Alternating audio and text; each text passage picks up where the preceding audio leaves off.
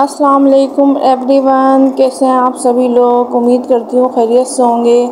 आज हम बना रहे हैं मूंग मसूर की दाल चावल। तो उसके लिए हमें चाहिए आधा कप मसूर की दाल और आधा कप ही मूंग की दाल। अब दाल को हम एक पतीली में पानी डाल के रख देंगे और इसमें 2 स्पून हम डालेंगे पिसी लाल मिर्च। इसमें कोई ज़्यादा मसाले ऐड नहीं होते हैं, इसमें सिर्फ पिसी मिर्चें जाएंगी और इसमें जो मसाला जो सेकंड ऐड होगा वो सिर्फ 1 चमचा हल्दी जाएगा।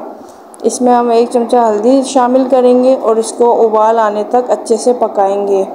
जब इसमें उबाल आ जाएगा तो इसको हम रख देंगे बिल्कुल लो फ्लेम पे पकने के लिए 1 आवर के लिए। ये देखें इसमें उबाल आ चुका है और ये 1 आवर के बाद ये देखें दाल बिल्कुल रेडी हो चुकी है, गुट मिल गई है, बिल्कुल गल चुकी है। उसके बाद एक हम फ्राई पैन लेंगे, उसमें ऑयल डाल के इसमें हमने लहसुन शामिल किया है और लहसुन का तड़का लगता है मूंग मसूर की दाल में। ये दाल देखें रेडी हो चुकी है। अच्छा, दाल में हमने स्टार्ट में सिर्फ मिर्चें और हल्दी डाली थी, इसमें हमने नमक ऐड नहीं किया था। वो क्यों नहीं किया था ऐड? वो इसलिए नमक ऐड नहीं किया था कि नमक की वजह से दाल देर से बाज़ औक़ात गलती है। तो अब इसमें हम 2 स्पून नमक शामिल करेंगे और इसको अच्छे से मिक्स करेंगे। अब ये तड़का जो हमने रखा था लहसुन का, इसमें हम थोड़ा सा ज़ीरा ऐड करेंगे और इसमें लहसुन और ज़ीरे का इसमें दाल में हम तड़का लगाएंगे। बहुत ही यमी और बहुत ही मज़े की रेसिपी है। बिल्कुल सिंपल मसाले हैं और इजी रेसिपी है। 1 आवर में बिल्कुल रेडी हो जाती है और चावलों के साथ तो बहुत ही मज़े की लगती है। ये देखिए इसमें हमने लहसुन का और ज़ीरे का तड़का लगा दिया है।